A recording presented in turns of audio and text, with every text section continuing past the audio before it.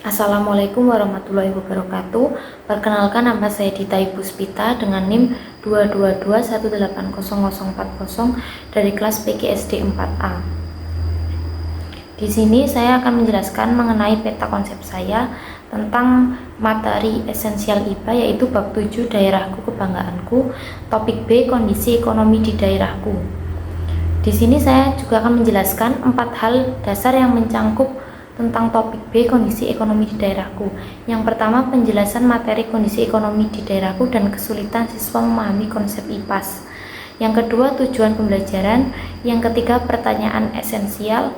Dan yang keempat, identifikasi materi. Baik, saya akan menjelaskan yang pertama, penjelasan materi kondisi ekonomi di daerahku dan kesulitan siswa memahami konsep IPAS.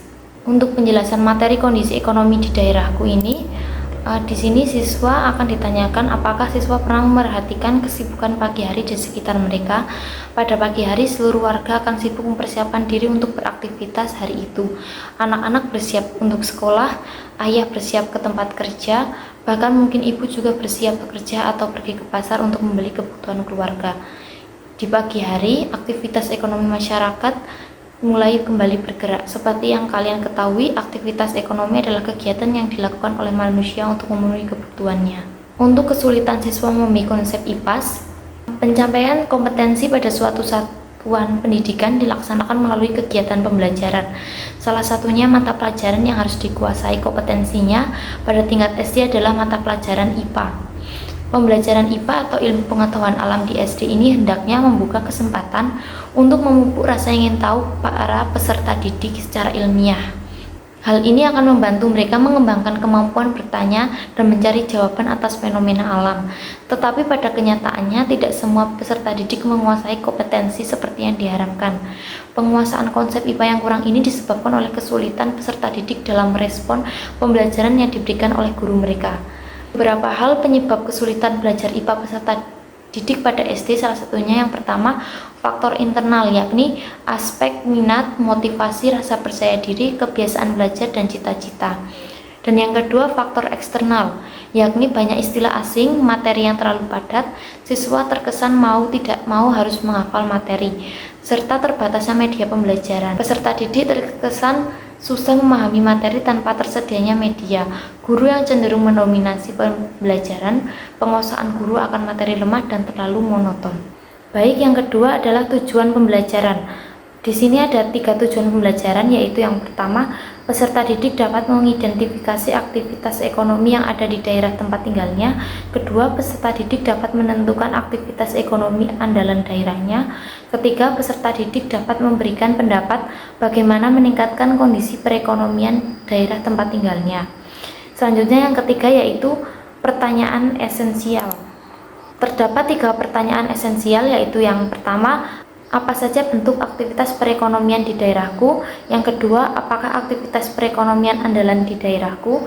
Dan yang ketiga, apa yang bisa dilakukan untuk meningkatkan kondisi perekonomian daerahku? Baik, yang keempat atau yang terakhir yaitu identifikasi materi. Di sini ada 3, yaitu yang pertama aktivitas ekonomi masyarakat, yang kedua sumber daya alam dan jenis aktivitas ekonomi masyarakat, dan yang ketiga faktor pendukung aktivitas ekonomi. Untuk aktivitas ekonomi masyarakat, aktivitas ekonomi di masyarakat sangat beragam.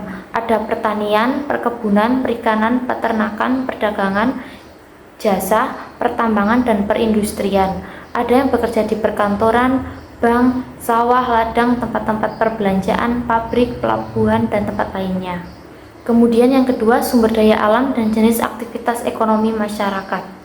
Kondisi geografis dan sumber daya yang dimiliki suatu tempat akan sangat berpengaruh pada jenis aktivitas perekonomian masyarakatnya. Semakin banyak sumber daya yang dimiliki, maka semakin mudah pula pemenuhan kebutuhan masyarakatnya. Jika kondisinya berlimpah, sumber daya tersebut akan didistribusikan ke daerah-daerah lain. Sebaliknya, jika di daerah setempat sumber daya yang diperlukan tidak tersedia atau sedikit, maka sumber daya tersebut akan didatangkan dari tempat lain. Dengan demikian, semua kebutuhan masyarakat setempat dapat terpenuhi.